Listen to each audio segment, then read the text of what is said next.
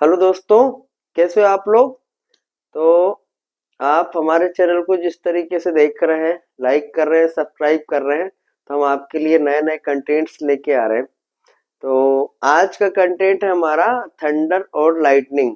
जो आकाशीय बिजली होती है ना, उसका क्या असर होता है और उससे कैसे हमको प्रोटेक्शन करना होता है। तो बारिश के टाइम में, जब बारिश के शुरुआती दिन होते हैं, तो बहुत बिजली कड़कती है, आवाज होती है और लाइटनिंग होके बहुत सारे जान माल का खतरा हो जाता है, जिसका असर आता हमारी लाइफ में और हमारे बिल्डिंग में और हमारे इक्विपमेंट्स में।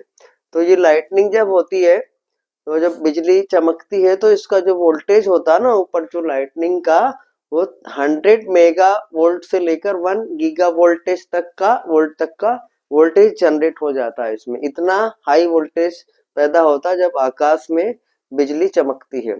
और जब बिजली गिरती है वहां पे, तो उसका इम्पेक्ट होता है, जो करंट आता है वो 200 किलो एम्पियर तक का करंट जमीन में आ सकता है उसका।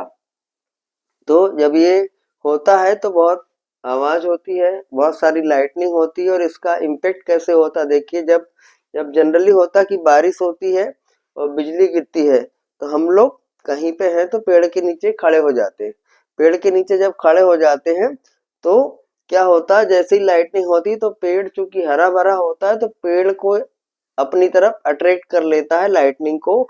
जिसके कारण जनरली देखा होगा, यदि कोई किसान है खेत में या कोई दूसरा है, यदि पेड़ के नीचे खड़ा होता है तो वहां बिजली गिरती है और उस बेचारे की डेथ थी तक हो जाती है।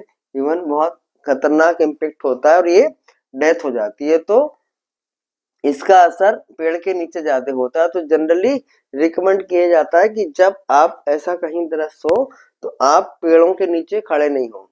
और यदि जहां कहीं पे ट्रांसमिशन लाइन है, एसटी की 33 केवी की, 200 केवी की या 132 केवी की, उसके पास खड़े हो जाएंगे, तो ये लाइटनिंग का इम्पेक्ट आपके ऊपर नहीं आएगा। या आप खुले उसमें खड़े हो जाएं या कोई छोटी बिल्डिंग में खड़े हो जाएं तो चलेगा, लेकिन पेड़ों के नीचे खड़े नहीं हो, उसका इम्पेक्ट इतना ज्यादा होता है।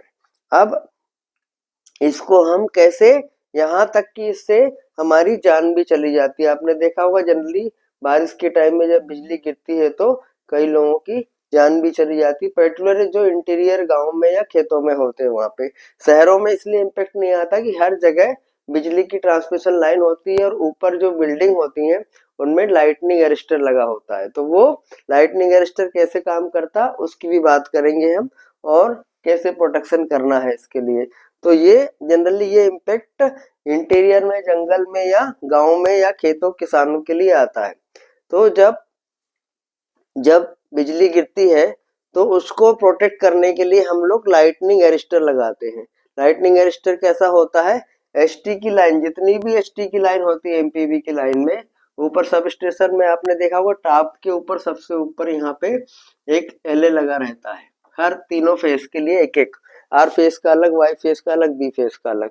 और ये लाइटनिंग अरेस्टर यहाँ से अर्थिंग पिट के थ्रू अर्थ कर दिया जाता है कि जब भी कुछ लाइटनिंग का इम्पेक्ट आएगा, तो ये लाइटनिंग अरेस्टर कैच करेगा और यहाँ से जाके अर्थ हो जाएगी। तो उसका किसी सिस्टम पे वोल्टेज चेंज नहीं होगा और आपके जितने इलेक्ट्रिकल इंस्ट्रूमेंट है वो सेफ हो जाएंगे। दूसरा होता है कि ये चिमनी है या बिल्डिंग है, बिल्डिंग के ऊपर आपने देखा होगा एक त्रिशूल जैसा लगा रहता है, ये कॉपर का होता है।